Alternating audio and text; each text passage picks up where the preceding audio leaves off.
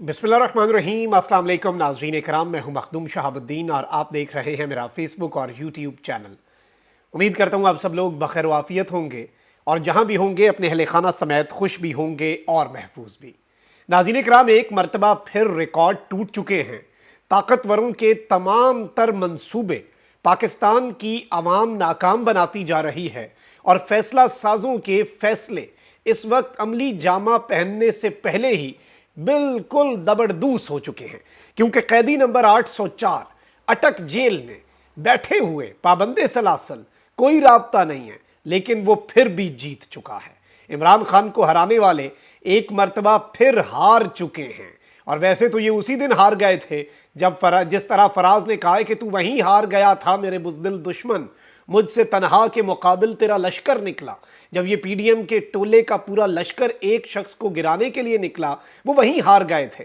लेकिन आज तमाम तर मंसूबे एक मरतबा फिर खाक में मिले हैं। इसके साथ साथ कुछ और बड़ी आम तरीन डेवलपमेंट्स हैं। जनरल आसिम मुनीर का जो डॉक्ट्राइन है वो अब अपना असर दिखाना शुरू हो चुका है और लिस्टें तैयार हो चुकी हैं और एक बहुत बड़ी कार्रवाई का आगाज होने जा रहा है। जबकि दूसरी जानिब उस्मान डार को उठा लिया गया है। उस्मान डार साहब कहां पर छुपे हुए थे, गिरफ्तारी है या फिर ये इगवा है, ये मामला भी डिस्कस कर लेते हैं। और जाहिर बात है कि इस वक्त आप देखें कि जो सूरत हाल मुल्क के अंदर बन चुकी है, पाकिस्तान तहरीक इंसाफ को चाहिए कि वो ज़िमनी इंतखाबात में कम अज़ कम हिस्सा ना ले। उसकी वजह क्या है? उसकी वजह यह है नाज़रीन कराम के जब जब पाकिस्तान तहरीक इंसाफ जीतती है, जब जब पाकिस्तान तहरीक इंसाफ की फतह होती है, इलेक्शंस करवाने का जो चांस है वो कम होता जाता है और ताकतवर जो हैं वो सर पकड़ के बैठ जाते हैं। अब आप देखें कि इमरान खान की गिरफ्तारी के बाद सवाल ये पैदा होता है कि पेशावर किसका? इमरान खान का। हरीपुर किसका? इमरान खान का। और अब गिलगित के अंदर जो इंतखाबात हुए हैं, अस्तोर किसका? इमरान खान का।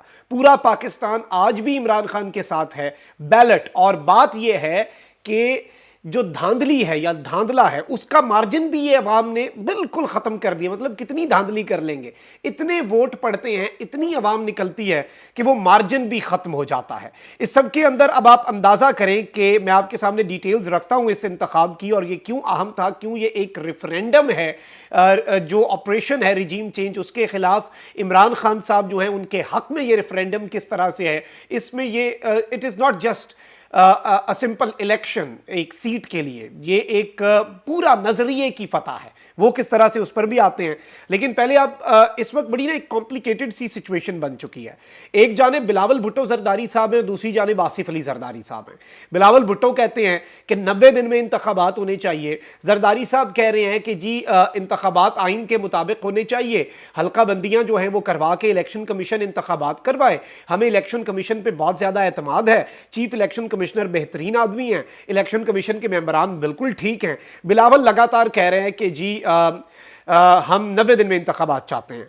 अब बिलावल की स्टेटमेंट के बाद जरदारी साहब की स्टेटमेंट आई तो ये लगा हमें कि बिलावल जो हैं या फिर ओवरऑल पीपल्स पार्टी 24 घंटे में ही सॉफ्टवेयर अपडेट हो गया। लेकिन मामला सॉफ्टवेयर अपडेट का नहीं है।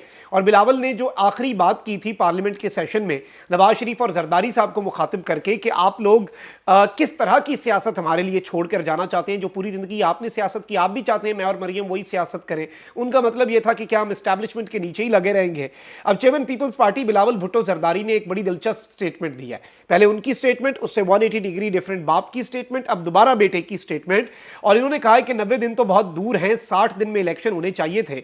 हल्का बंदियों के बाद इलेक्शन के जरदारी के बयान का मतलब उन्हीं से पूछा जाए। केयर टेकर्स पर कोई एतराज नहीं, लेकिन ये चेयर टेकर्स ना बने। ये बड़ी दिलचस्प बात है कि ये जो कुर्सी है ये ना छीन लें, ये केयर टेकर ही रहें, ये चेयर टेकर्स ना बने। और हल्का बंदियों के बाद इलेक्शन के जरदारी के बयान का मतलब इन्होंने कहा है कि जरदारी साहब से पूछें, मुझसे ना पूछें। बिलावल भुट्टो जरदारी ने बदीन, ठट्ठा, सजावल और हैदराबाद के दौरे के मौके पर कारकुनों से खिताब किया। बदीन में मीडिया से गुफ्तगू करते हुए बिलावल ने कहा कि मैं सिर्फ घर की बातों पर ही साबिक सदर आसिफ जरदारी के बयानात का पाबंद हूं।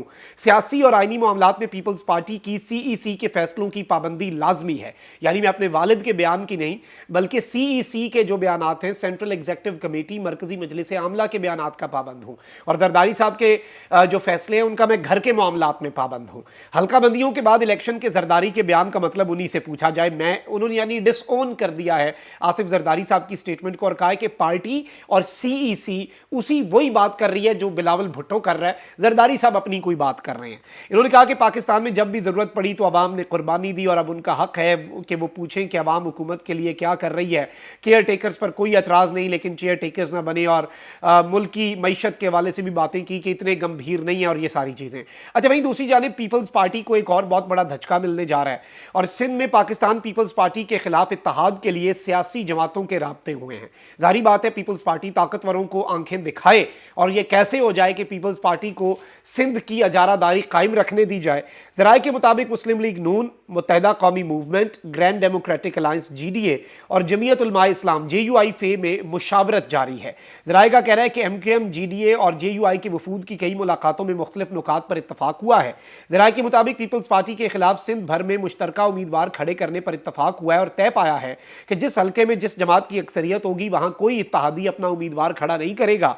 दूसरी जानिब MKM ज़राए का कहना है कि मुत्तहिदा तो किसी इत्तेहाद का हिस्सा नहीं बन रही, अलबत्ता मुत्तहिदा को क्या पता कि वो किस इत्तेहाद का हिस्सा बन रहे हैं या नहीं बन रहे।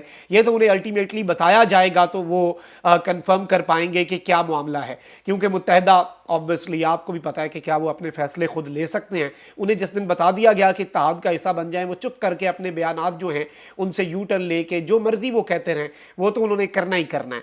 तो ये भी एक सिंध के अंदर गेम चल रही है।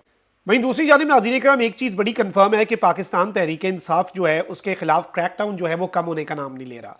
और पाकिस्तान तहरीक इंसाफ के रहनुमा हैं उस्मान डार, आपको पता है कि वो रुपोश हैं, लेकिन उनके भाई को उठाया गया, उनके घर में जो कुछ किया गया, इवन उनकी फैक्ट्री सील करना दूर की बात, घर तक को सील कर दिया गया। वालदा और घर की औरतों को आधी रात को सड़क पे बिल्कुल लावारिस एक तरह से छोड़ दिया गया। और ऐसी ऐसी चीज़ें, उस्मान डार के घर का वो छापा अभी तक किसी को नहीं भूलता, वो वीडियोस जिसके अंदर वो मिस हैंडल कर रहे हैं, मैन हैंडल कर रहे हैं उस्मान डार साहब की वालदा को, बुजुर्ग खातून को, पूरी कौम के सर जो हैं वो शर्म से झुक गए थे। तो अब नाज़रीन इकराम ये मामला हुआ है कि पाकिस्तान तहरीक इंसाफ के मरकजी रहनुमा उस्मान डार के नामालूम अफराद की जानिब से अगवा के मामले पर PTI की स्टेटमेंट आई है। पाकिस्तान तहरीक इंसाफ की जानिब से उस्मान डार के अगवा और जबरी गुमशुदगी की शदीद मजम्मत की गई है। उस्मान डार को फौरी तौर पर बाजियाब करने और मजाज अदालत के रूबरू पेश करने का मुतालबा किया गया है। लाकानूनियत और गुंडागर्दी की शर्मनाक तारीख रकम करने वाली रियासती मशीनरी की जानिब से तहरीक इंसाफ के रहनुमाओं को जबरी तौर पर लापता करने का नया सिलसिला सामने आया है। पहले सेनेटर ऑन अब्बास बिप्पी, फिर सदाकत अली अब्बासी और अब उस्मान डार को अगवा कर लिया गया है। जबरी तौर पर लापता किए जाने के बाद अमायदीन को जहनी और जिस्मानी कोफ्त पहुंचाकर तहरीक इंसाफ से राहें जुदा करने पर मजबूर किया जाता है। तहरीक इंसाफ को कुचलने का यह नया कुलिया और पैटर्न पहले भी हरबों की तरह नाकाम होगा इंशाअल्लाह। नंगी और रियासती गुंडागर्दी का पूरे अज़्म इस्तक़लाल से मुकाबला करेंगे और आइन और कानून को इनकी गिरफ्त से आज़ाद करवाएंगे। अदलिया कमज़ोरी की अफसोसनाक कैफियत से बाहर निकले और बुनियादी हुकूक और कानून के तहफ़्फ़ुज़ के हवाले से इन गुंडा सिफ्त तनासर को अपने वजूद का एहसास दिलवाए कि इस मुल्क के अंदर अदलिया भी है। ये पाकिस्तान तहरीक इंसाफ का कहना है।